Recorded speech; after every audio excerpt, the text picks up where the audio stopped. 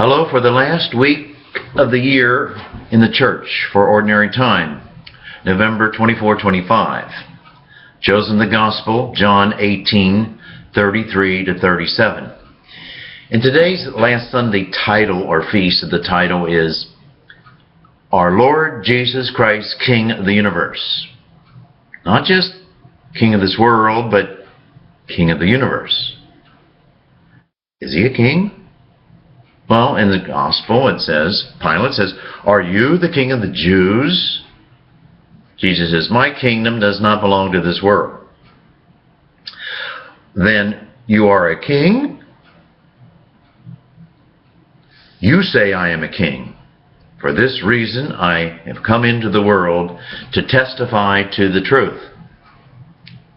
Well, the simple answer is yes, Jesus Christ is a king. But the Jews, or the world, or the universe? What does that really mean? I had a thought this past week in the middle of the night relative to something like this.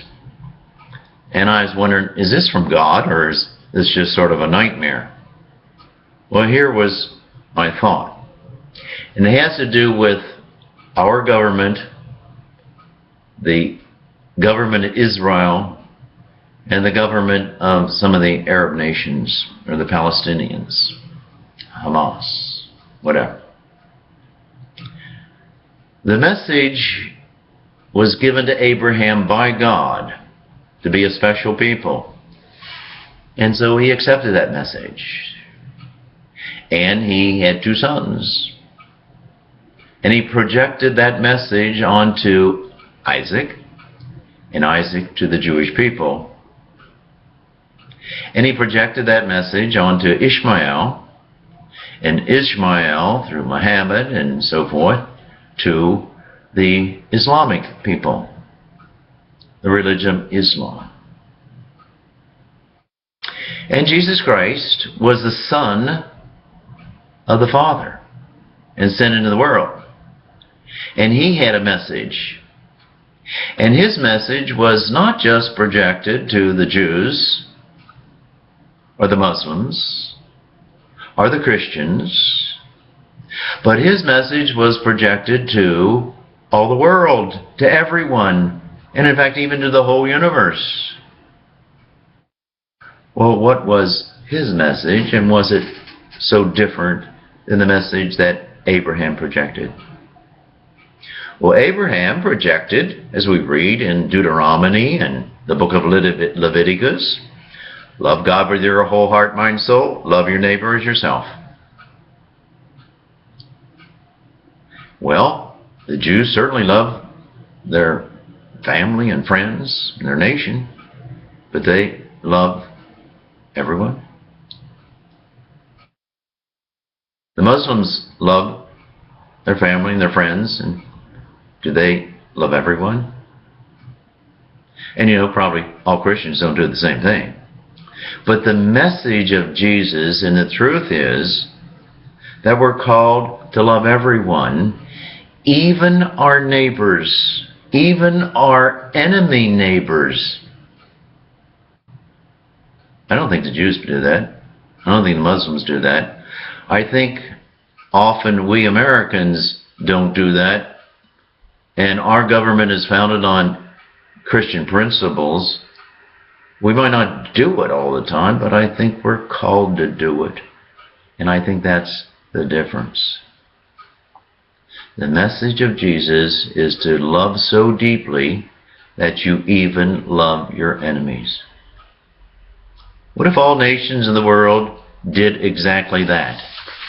That they loved even their enemies? What a different world this would be.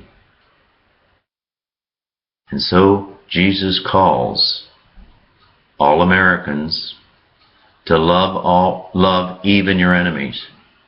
But Jesus also calls all Jews, love all, even your enemies, the Palestinians.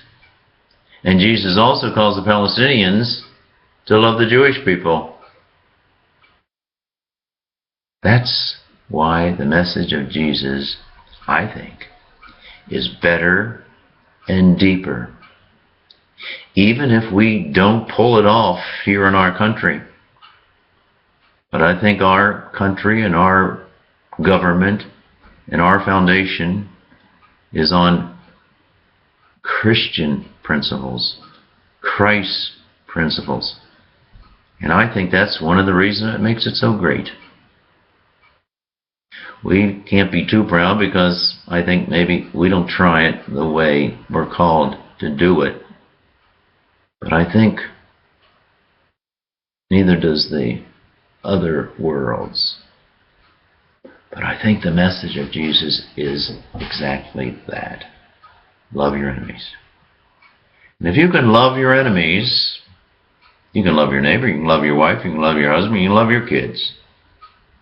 If you love your enemies. Because that's a deeper type of love. That's a bigger commitment. I'm sorry, but I think that's why Jesus Christ is not just Christ the King, King of the world, or King of the Jews. But I think that's the reason why Jesus Christ is King of the universe. Do you believe that? Or is that sort of a nightmare? Or is that what you sort of believe the message of Jesus is? Have a good day.